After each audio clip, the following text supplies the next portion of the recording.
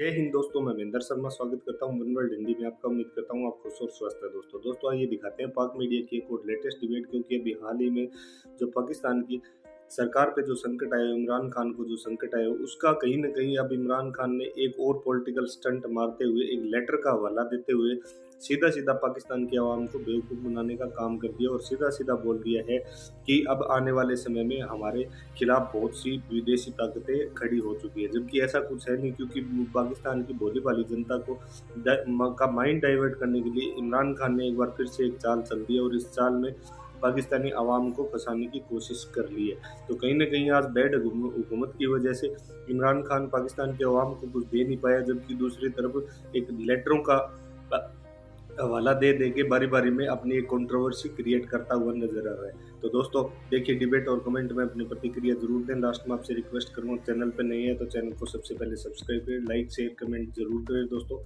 जय हिंद, वंदे मातरम, भारत माता की जय दोस्तों।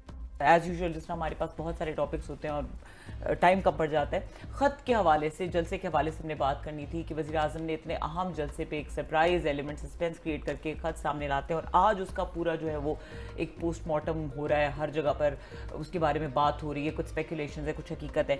जो समझ में कुछ थोड़ा बहुत आता है प्रेस कॉन्फ्रेंस से, ऐसे नहीं लगता कोई कॉन्वर्सेशन है जिसको डिकोड किया गया है। और अगर ये ख़त है तो थोड़ा सा प्लीज़ इसके ऊपर रोशनी डालिएगा कि ये क्या चीज़ है। ये बड़ा इंतहा सीरियस मैटर है। बड़े अरसे बाद, मेरा ख्याल है कि 50 साल बाद या 40 साल बाद इस तरह की सिचुएशन डेवलप हो रही। लास्ट टाइम जो हमें बताया गया था कि अमेरिकन ने भुट्टो साहब को, हेनरी किसिंजर साहब ने कोई थ्रेट किया था और अमेरिकन ने उनको कहा जी आपको इबरतनाक मिसाल वगैरह बना देंगे। उसके बाद अब 40 साल बाद वो प्राइम मिनिस्टर साहब जो है ना, वो ये कह रहे हैं बिल्कुल भुट्टो वाली से, भुट्टो साहब वाली अगर आप देखें ना, जैसे हमने उस दिन भी बात की कि उन्होंने जलसे पे किया तो बिल्कुल एक आपको भुट्टो साहब लग रहे थे। बल्कि उन्होंने थ्रेट भी किया कि मैं भुट्टो नहीं हूँ, टाइम्स बड़े चेंज हो गए, वही अमेरिकन, वही कंस्पिरेसी मान नहीं रहा, वही आपकी खुद मुख्तारी, वही है यहाँ पे आलम इस्लाम, ओवैसी, बला बला अपनी जो उन्होंने बातें भी, कौम को अजीम बनाना है, बड़ा कहना है। भुट्टो साहब ने कहा था जी हम 1000 साल हम घास खाएंगे, लेकिन हम जो है उन्होंने कहा घास खाएंगे, बम बनाएंगे, 1000 साल इंडिया से जंग लड़ेंगे। उन्होंने भी इस तरह के नेशनलिज्म के नारे उन्होंने मारे थे। सो इमरान खान साहब मोस्टली अगर आप देखें उन्हीं को कॉपी करने की कोशिश कर रहे हैं कि शायद वो भुट्टो साहब वाला जो स्टाइल है, एंटी वेस्ट है, एंटी अमेरिकनाइजेशन, एंटी एम्पेरियलिज्म जो है, तो ये कोई बहुत बड़ी चीज़ है और पाकिस्तान बड़ी बिक सकती है। और बड़ा जो नाम जो है ना, भुट्टो साहब का नाम 40 साल बाद भी आज भी बिकता है, उनकी पार्टी बेच रही है। सो भुट्टो साहब वाली जो स्टोरी है वो लग ये रहा है कि बिल्कुल उसको ट्रू एंड स्पिरिट में वो लेकर वो आगे जा रहे हैं। जो भी स्क्रिप्ट वगैरह लिखा गया है कि ये बेहतरीन तरीका है। लेकिन अब इसमें 2-4 चीज़ें जो मेरा ख्याल है खान साहब जो है बड़ी तेज़ी से करते जा रहे हैं, क्योंकि जो टाइम आता जाता है, ये आ रहा है, इसके करीब आ रहे। परसों यहाँ पे हाउस में बकायदा डिबेट शुरू होगी और उसके बाद मेरा ख्याल पहला जो फर्स्ट वीक है उसमें डिसाइड हो जाएगा खान साहब की जो किस्मत। उतनी ही तेजी से वो रोज कोई ना कोई पत्ता जो है ना अपने तय जो उनके नजदीक ट्रम्प कार्ड है वो सामने लाने की कोशिश कर रहे हैं। उन्होंने जलसे का पहले कहा जी बहुत बड़ा बम शेल है जो मैंने ड्रॉप करना है, ट्रम्प कार्ड है, बिल्कुल गेम चेंजर है। लोगों में उन्होंने हाइप क्रिएट की, पूरी दुनिया, पूरे पाकिस्तानी मीडिया उसके पीछे लग गया कि इसमें कौन सी ऐसी चीज़ है जो खान साहब निकालेंगे उसमें से, जुम्बील में से। वो हमने देख लिया, जो कुछ निकलना था आपके सामने। साथ वो लेटर को ले आए।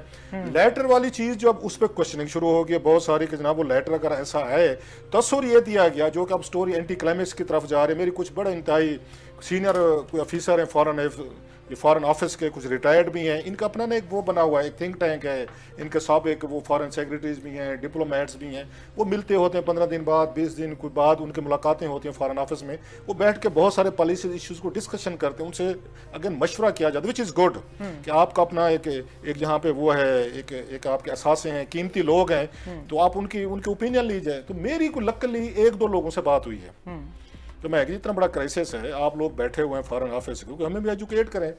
कहानी कुछ डिफरेंट सामने आ रही है। अच्छा। अब तक आज जो कुछ हो ये हुकूमत कह रही है और आहिस्ता आहिस्ता मेरा ख्याल है हुकूमत बैक फुट पे जाती नजर आ रही है। जो फवाद चौधरी साहब ने भी कहा है कि हम तहकीकात नहीं करवाना चाहते। हुआ ये है, अकॉर्डिंग टू माई इन्फॉर्मेशन, जो उनसे बात हुई है, वो ये कहते हैं कि European country, most probably UK, लोग तो अमेरिका पे कह रहे हैं, मैं बल्कि कमरान साहब का देख रहा था, कमरान बड़ा अच्छा ये फॉरेन ऑफिस के रिपोर्टर हैं, इसके एक्सप्रेस के जो हैं कामरान यूसुफ, उनकी स्टोरी थी कि वहाँ से आया है लेटर जो है ना, उधर अमेरिका से आया है, वहाँ से एनवाई ने लिखा है जो है। मेरी इतला थोड़ी सी डिफरेंट है और मेरी जैसे आमिर साहब का मैं बहुत कम कहता होता हूँ, अगर गलत निकले तो हम माजरत कर लेंगे, लेकिन मेरी बड़ी इंतहाई मैं कहता हूँ काबिल एतमाद एक सोर्स से बात हुई है।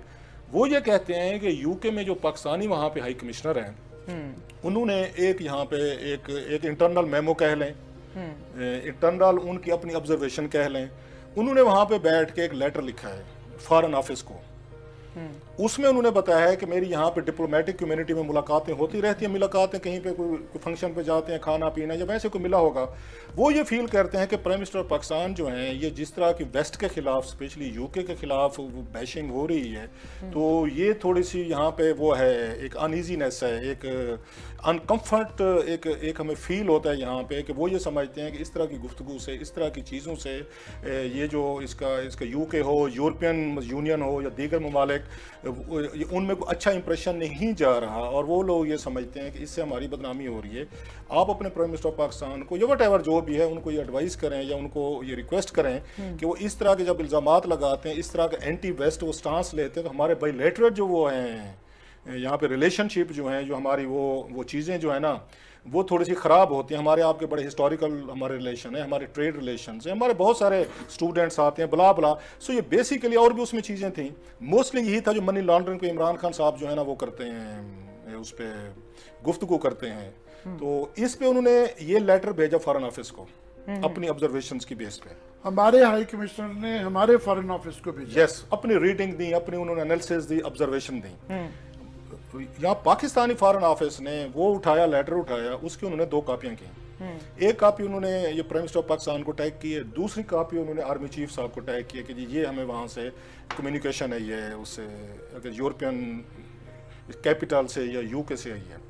उसके बाद अब जो मेरी गुफ्तगू हुई है जिन बंदों से, जो मैंने कहा ना कि उसमें बैठते हैं और बड़े इंतहाई वो सीनियर हैं, उनका भी यही कहना था। उन्होंने कहा जनाब अभी तक हमें इस खत पे एतमाद में नहीं लिया गया, ना हमें बताया गया कि इस तरह का कोई खत है, जो वेरी इंपॉर्टेंट जो मैं कह रहा हूँ उनका वो फोरम है। लेकिन उन्होंने कहा जनाब कि वर्किंग है different Capitals of the world, जो उन्होंने यूरोप में भी काम किया है, दुनिया के और खितों में भी काम किया, वो ये कहते हैं कि इस तरह का हम मान नहीं सकते कि मैं यहाँ पे कुछ 40 साल मोर मैंने काम किया डिप्लोमेटिक वर्ल्ड में, इस तरह हो नहीं सकता कि कोई मुल्क खुद से अपने फॉरेन ऑफिस के पैड पे या अपने किसी भी डिफेंस मिनिस्ट्री के पैड पे अपने पूरे नाम से कोई वहाँ का ऑफिशियल भी ये लिख के भेजे कि अपने प्राइम मिनिस्टर के खिलाफ आप जो है ना वो करें, तरीके एतमाद पेश करें, इनको हटाया जाए या इससे हमारे इसके कंसिक्वेंसेस होंगे। हाँ, ये ज़रूर उन्होंने कहा कि इस तरह के उन्होंने कहा ये कम्युनिकेशन होती रहती है, it's a normal diplomatic level पे।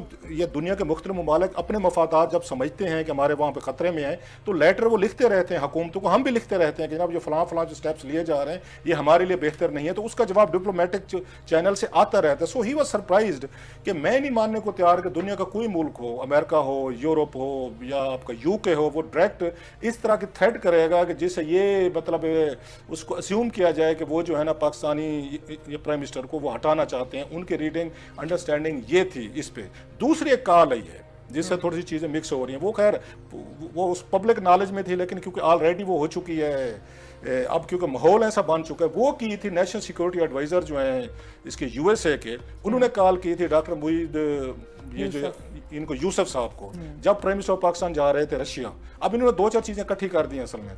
उन्होंने ये कहा था इनको कि इस वक्त आप रशिया ना जाएं, क्योंकि पूरी दुनिया एक साइड पे खड़ी, आपके हमारे साथ दोस्तें हैं, तल्लुकात हैं, रिलेशनशिप हैं, हमारा ट्रेडिशनली तौर पर हम वहाँ पे ये पिछले 72 साल से इकट्ठे हैं, इस मौके पे आपको नहीं जाना चाहिए वहाँ पे, उस पर रशिया नहीं जाना चाहिए। ये उन्होंने कॉल की मुईद यूसुफ साहब को। मुईद यूसुफ साहब ने, जो मेरे सोर्सेज ने बताया है, अगेन फॉरेन ऑफिस के, उन्होंने बड़ा अच्छे तरीके से एक्सप्लेन किया है उनको, नेशनल सिक्योरिटी एडवाइजर को, कि साथ पहली तो बात ये विजिट बड़ी पुरानी हमारी शेड्यूल हुई है, ये अगर रिसेंट नहीं है, पहले से तय हो चुकी हैं, और हम कोई वहाँ पे उनको मिलिट्री सपोर्ट देने नहीं जा रहे, हम तो वार के खिलाफ हैं। हम वहाँ पे अपने 2-3 हमारे मसाइल हैं जो हमने रशिया के साथ टेकअप करने। एक उन्होंने कहा सबसे बड़ा हमारे इसकी एनर्जी क्राइसिस है, रशिया के पास बहुत सारी एनर्जी है, गैस बला बला चीज़ें हैं। साथ में उन्होंने कहा जनाब कि हमने उनसे उस पर वीट लेनी है, हमारे वीट चार्टेज है, अफगानिस्तान को देनी होती है, हमने अपने लिए रखनी है, पहले हमने 40 लाख टन मंगवाए। सो उन्होंने मुईद यूसुफ साहब ने, जी सर, अगर पाइपलाइन भी गैस वाली जो चीज़ें थी, तो उन्होंने कहा हमारे मुआशी तौर पर हम जाना चाहते हैं, हमारे कोई दीगर रीज़न नहीं है। इस पे अमेरिकन सेटिस्फाइड, उन्होंने कहा चलें ठीक है, वी अंडरस्टैंड।